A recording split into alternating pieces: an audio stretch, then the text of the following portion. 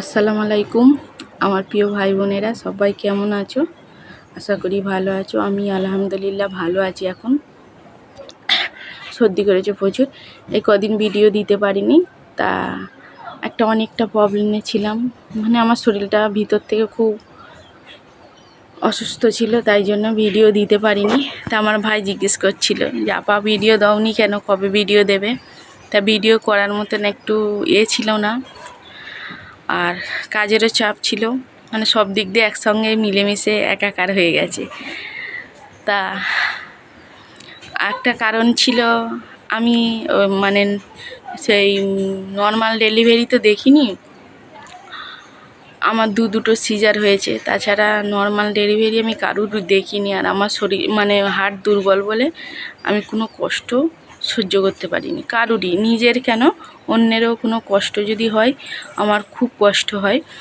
তা আমার একটা ভাবি, মানে আমার যে সময় আমার সাকিবুল হয়, আমার ভাবিগুলো আমার মায়ের মতো করেছিল। তাদের ঋণ আমি কোনো দিন শোধ করতে পারবো না, বা তারা যা করেছে সেটা আমি কোনো দিন মানে তাদের উপকারের কথা ভুলতে পারবো না। তা আমি হঠাৎ বেরিয়েছি বাইরের দিকে, শুনছি যে আমার যে ভাবিটা আমার কাছে ছিল আমার মায়ের মতো করেছিল এক সময়, তা ওনার মানে ডেলিভারি হবে। তা আমি বললাম, আমি ভাবলাম যে উনি আমার জন্য এত করেছে, আমি তো ওনাদের জন্য কিছু করতে না, যাই গিয়ে দেখি। আমি কোনো মানে যাই গিয়ে একটু কাছে থাকি, গিয়ে দেখি না যে তার আগেই ওনার একটা বাচ্চা হয়েছে, ছেলে হয়েছে, খুব সুন্দর দেখতে এবং আলহামদুলিল্লাহ সুস্থ সবল। ওনার বড় মেয়েটা অসুস্থ, থ্যালাসিয়াম। তা আল্লাহর কাছে অনেক দোয়া করি যেন ওনারা, আর তোমরাও দোয়া করো। আমি জানি আমার প্রিয় কিছু মানুষ আছে যারা সবসময় আমার জন্যে এবং আমার পরিবারের জন্য দোয়া করে, তা ওনাদের জন্য করো। তা এখন ওনার বড় মেয়েটাও সুস্থ আছে। তাছাড়া কী বলতো, ভালো মানুষের সঙ্গে ভালোই হয়, আর ওনারা খুবই ভালো। তা আল্লাহর থেকে বড় ডাক্তার কেউ নেই, সেই যেমনই ডাক্তার হোক, আমার আল্লাহর থেকে বড় ডাক্তার কিছুই হয় না। তো ওনার বাচ্চাটা সুস্থ সবল হচ্ছে, কিন্তু ওনার যে ওই টাইমে ওনার যে কষ্টটা আমি দেখেছি, সে কষ্টটা দেখে আমার বুকের ভেতরে এত যে কষ্ট হয়েছে, আমি সেখানে দাঁড়িয়ে থাকতে পারিনি, হার্টফেল হয়ে যাওয়ার মতো, এত মানে ঘাম দিচ্ছে, সে অসহ্য। ওনার কী কষ্ট হচ্ছে তার থেকে বেশি কষ্ট আমার হচ্ছে। আমি ঘরে এসে হাতে মুখে মাথায় পানি দিয়ে আবার গিয়েছিলাম। তা ওনার কষ্ট দেখে আমার সেই দিন থেকে মনে হচ্ছে যে একটা নর্মাল ডেলিভারি বা সিজার হোক, যাই হোক, একটা মা হওয়া কতটা কষ্ট, কতটা যন্ত্রণা। মৃত্যুর মুখে গিয়েও মাটা ফিরে আসে, তবু তার সন্তানের জন্ম দেয়। কিন্তু সেই মা যখন আবার ছেলে বা মেয়ে যাই হোক, মানে বাড়িতে সবার কাছে গঞ্জনা শুনতে হয়, স্বামীর কাছে বলো, শ্বশুরবাড়ির কাছে।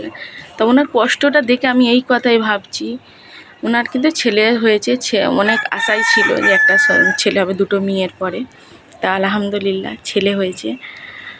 তা ওনার বাড়ির লোকেরা খুবই ভালো, ছেলে বা মেয়ে কোনো দিন পার্থক্য করেন। ওনার পুরো পরিবারটাই অনেকটাই ভালো, আমার মানে পাশের বাড়ির ভাবি কিন্তু নিজের মায়ের মতো করেছে।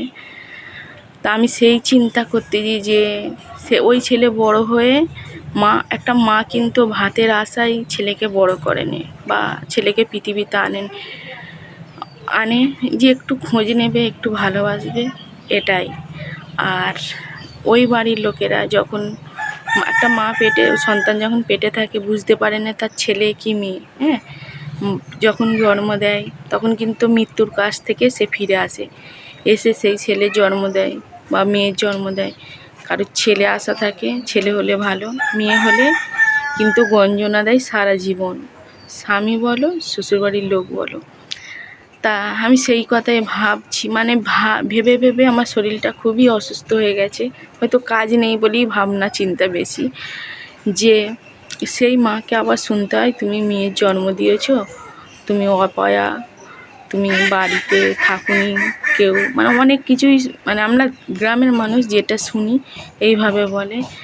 তা সেই মা কিন্তু জানে না তার গর্ভে ছেলে আছে কি মেয়ে আছে, হ্যাঁ। তা আল্লাহ দিয়েছে, এটা ভাবেনি যে ছেলে বা মেয়ে যাই হোক সেটা আমাদের সন্তান, আমার পরিবারের সন্তান যাই হোক, কিন্তু মানে যাদের আশা, বললুম তো আশা থাকে ছেলের, মেয়ে হলে বলে যে সব দোষ বৌমার, আর ছেলে হলে যদি মেয়ের আশা থাকে বলে সব দোষ বৌমার।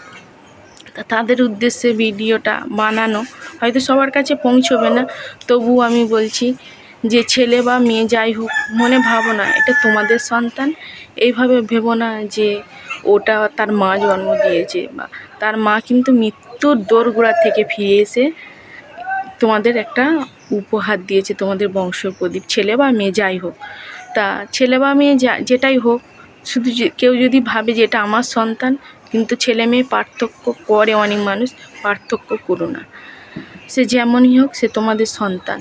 তা এই চিন্তা করে করে যে আবার ওই ছেলে বা মেয়ে বড় হয়ে মাকে কত অপমান অপবাদ করে, বা মাকে দেখেনি, মাকে ভাত তো দেওয়া দূরের কথা, মা কিন্তু ভাতের আশা করে ছেলেকে বড় করে। এইসব চিন্তা ভাবনা করতে করতে আমার কদিন ভোর শরীরটা অসুস্থ হয়েছিল।